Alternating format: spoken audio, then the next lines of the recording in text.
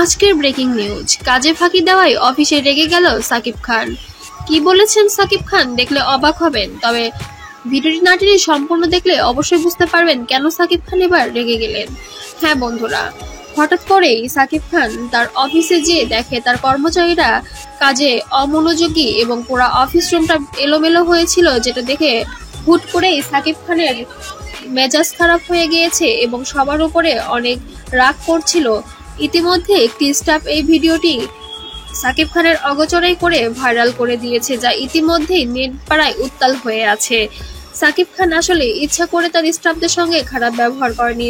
সাকিব তার স্টাফদের অনেক বেশি ভালোবাসে এবং তাদের অনেক বেশি টেক কেয়ার করে, তারপরেও তারা কেন কাজে অমনোযোগী এবং অফিস এত অগোছালো কেন, এটা নিয়ে সে বিরক্ত হয়ে যায়।